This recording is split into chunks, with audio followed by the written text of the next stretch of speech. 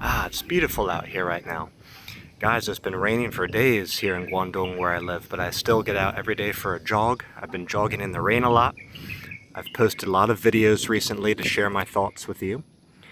And in today's video, I want to chat with you about, a profound conversation I had about behavioral change, behavioral improvement with my daughter.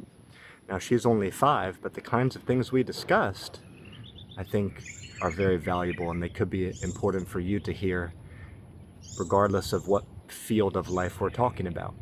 It has to do with being sort of in a slump, getting stuck with a bad habit, and how do you uproot that and start to plant new positive and good habits in the place of those bad habits. So let me set the scene really quick. My daughter has been doing great in school for over a year now. And then several weeks ago, she got sick for a week. She was out of school for a week. And she had a lot of trouble going back to school after that. And she started crying in the mornings when I would drop her off, which is a bit unusual for her. Even more unusual, it started to become her new way of being. And it was a bit odd because every morning she would wake up just fine, get ready for school. Even on the way to school, she was just like her normal self. But when we arrive and it comes time to separate, the tears start to fall.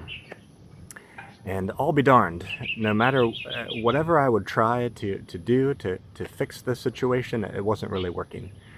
I've been adding more carrots and more sticks every few days to try to bring about a behavior change in her. So I would say, there's going to be no more snacks or ice cream until this problem stops. And if that didn't work, I would say, well, now I'm not going to take you to the pool anymore until until this stops. Or there's going to be no more cartoons till it stops. And I was kind of joking to myself thinking, she's going to get strong one way or the other. Either she's going to learn how to accept all of these punishments and get tougher that way and continue crying in the morning as she likes, or she's going to bow to the pressure and break and give in, stop crying, and to win those things back, right? I also told her, we would do rewards.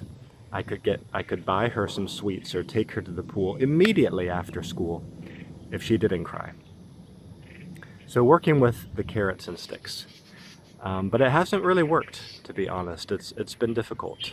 And I kind of understand why, because all of those rewards and punishments, they seem far away to a 5-year-old girl who, on the morning of school, doesn't want to separate from her dad in the school parking lot. Those things seem very distant. All that she knows is she wants to stay with her dad at that moment and she doesn't want to go into school. So I get that. I understand the immediacy versus those long-term sort of rewards and benefits is part of the problem. But anyway, let's get to the crux of the profound conversation that I want to share with you in today's video. So I started applying a punishment where I would say keep in mind this has been going on for about a month. So every week I've been adding on some additional ideas for carrots and sticks. One of them was I told her, if you cry in the mornings after school, when we arrive home, you go straight into the bedroom for 15 minutes.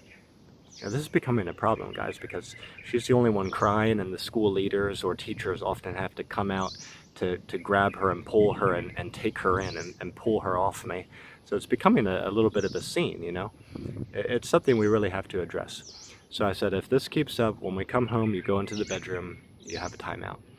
And before you can come out, you have to suggest an idea to me about something we can try in the morning that will help you to stop crying. So I want to get her invested in an idea to solve the problem, you see. So she came out and she didn't have any ideas. I said, we'll go back in for 10 more minutes and try to think of an idea. She still couldn't think of an idea. I said, all right, well, you can come out now. It's time for dinner. I've got some ideas. We're going to have a talk at the dinner table. So I shared with her some of my ideas. I said, can we try this? Can we try this? She said, well, Dad, I can't promise if I'm going to cry or not. I said, that's okay. You don't have to promise. And in fact, crying's not necessarily bad or wrong. I just want to help you to get stronger. So what are some ideas that we can try tomorrow morning and see if they work? And we thought of some ideas. But then she asked me an interesting question. She said, Dad, one thing I told her, I said, you've been strong in the past, you haven't cried in the past. I want to get you back to that. I want to reawaken that greatness within you. It's going to be important for you to get stronger and stronger day by day, week by week, month by month.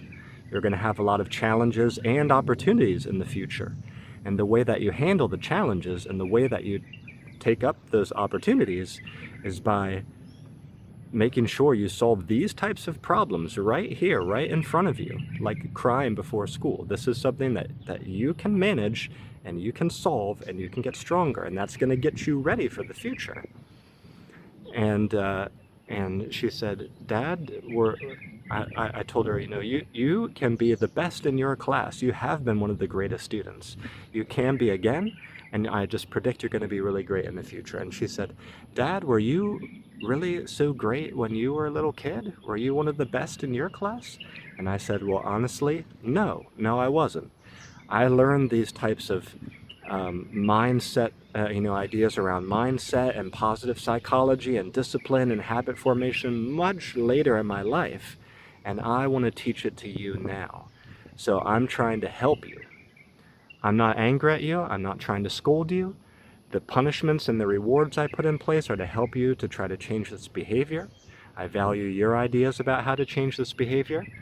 I don't think it's wrong to cry or to be angry or to be emotional. That's part of human nature. That's part of life. I'm not trying to say you can't cry when you feel sad. But the thing is, we have to always be focused on getting better tomorrow. Stronger, braver, more positive. We can't get weaker. We can't stagnate.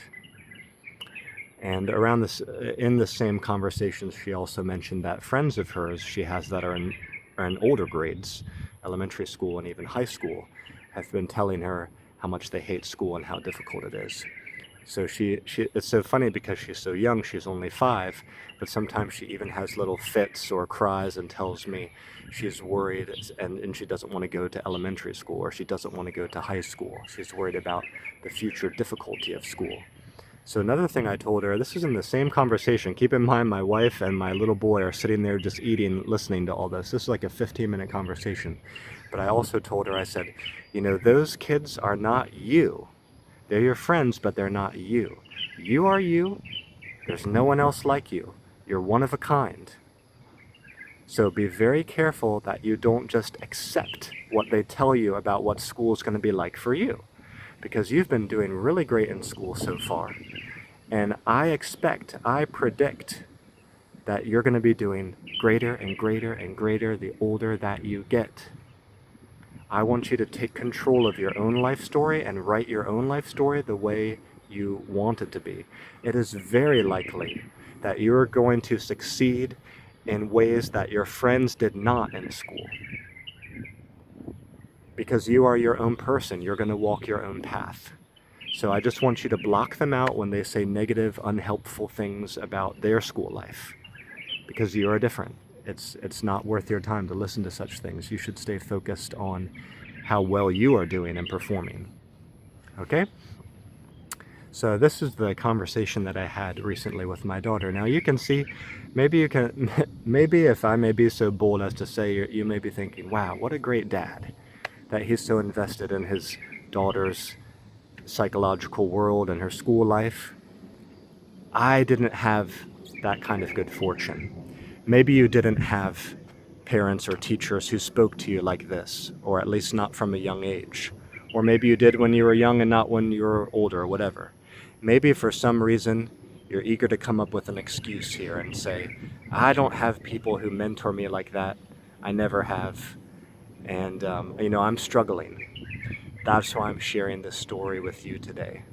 It was valuable for me and my family. I hope it can be valuable to you to consider. It's all about behavioral change, right? And staying positive and blocking out people who are not. And trusting in your own path, your ability to walk your own path. And get stronger, braver, more positive every single day. Now, if you want to talk specifically about your situation, you you can leave me a comment down below. I'd be happy to do that. Thanks for watching. Bye bye for now.